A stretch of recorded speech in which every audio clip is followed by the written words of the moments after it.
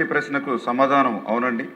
రెండవ ప్రశ్నకు సమాధానం 3 ఇన్లెట్ల పునర్నిర్మాణానికి 1.40 లక్షల అంచనా వ్యయంతో ప్రభుత్వం జీవో 519 26/9/2025 ద్వారా పరిపాలన ఆమోదం ఇవ్వడమైనది. టెండర్ల ప్రక్రియ పూర్తయి ఏజెన్సీలు ఖరారయ్యాయి. పనులు త్వరలో ప్రారంభించబడతాయి. 7 ఇన్లెట్ల పునర్నిర్మాణానికి 180.91 లక్షల అంచనా వ్యయంతో ప్రభుత్వం జీవో 555 15/10/2025 తేదీ ద్వారా పరిపాలన ఆమోదం ఇవ్వడమైనది. ఈ పనులు కూడా త్వరలో ప్రారంభించబడతాయి. రామాంజనేయ గారు. నమస్కారం అధ్యక్ష. మా భీమవరం పట్టణానికి ప్రధానమైన ట్రైన్ ఎలందూరు ట్రైను. అది భీమవరం పట్టణం నడిబొడ్డు నుంచి వెళ్తుంది.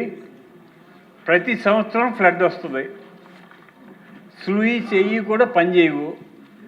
దానివల్ల ఏమవుతుందంటే ఆ స్లూయిస్ పనిచేయకపోవటం వలన పట్టణం మీదకి వరద నీరు వచ్చి పట్టణం మునిగిపోతుంది.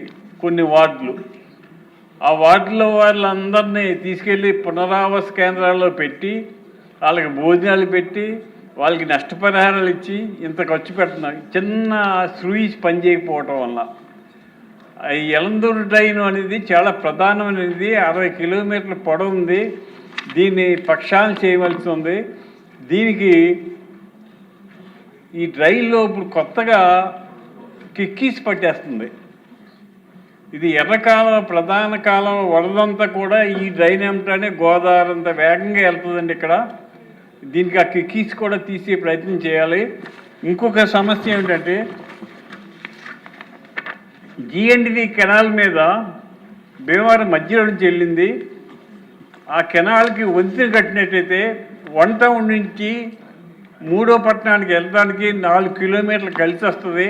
డబుల్ లైన్ బ్రిడ్జి ఏర్పాటు చేయాలని, ఈ స్లూయిస్లు వెంటనే ఏర్పాటు చేయాలని గౌరవ మంత్రి గారిని కోరుతున్నాను.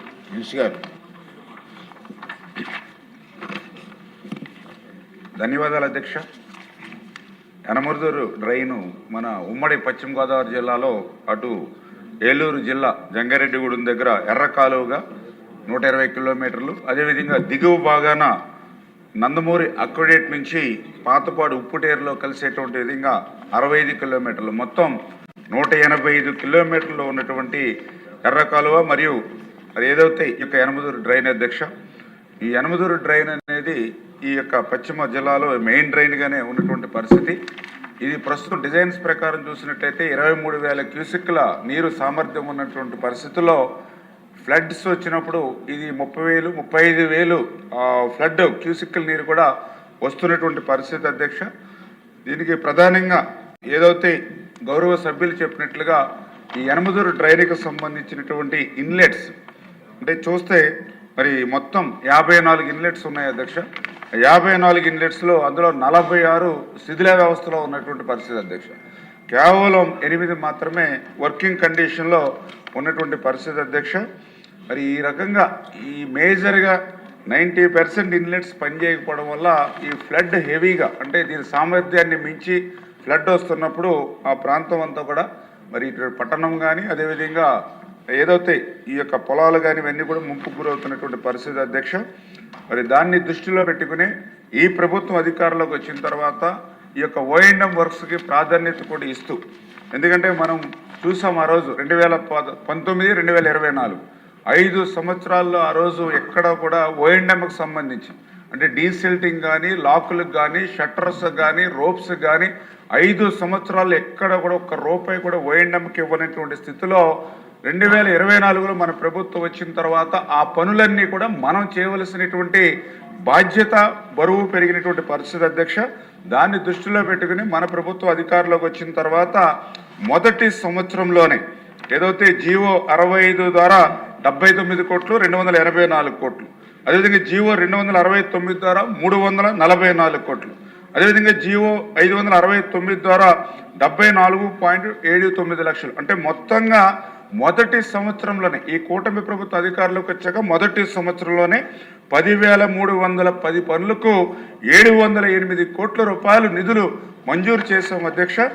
ఈ యొక్క నిధుల్లోనే ఈ యొక్క యనమరుదూరు డ్రైన్కి సంబంధించి 519 జీవోలో 1.40 కోట్లు, ఇది 3 ఇన్లెట్లు మరి దాన్ని బాగు చేయడానికి. అదేవిధంగా 555 జీవోలో 1.8 కోట్లు, ఇది 7 ఇన్లెట్లు పునర్నిర్మాణానికి ఉపయోగపడతాయి అధ్యక్ష.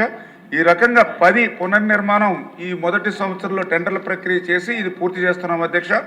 మిగిలినటువంటి బ్యాలెన్స్ ఏవైతే 36 ఉన్నాయో అవి కూడా మరి త్వరలోనే ఎస్టిమేషన్ వేసుకుని దాన్ని కూడా మరి పనిచేయడానికి ముందుకెళ్తామని చెప్పి మీ ద్వారా తెలియజేస్తున్నాం అధ్యక్ష. క్వశ్చన్ నెంబర్ 1231 ఇరిగేషన్ మినిస్టర్ గారు.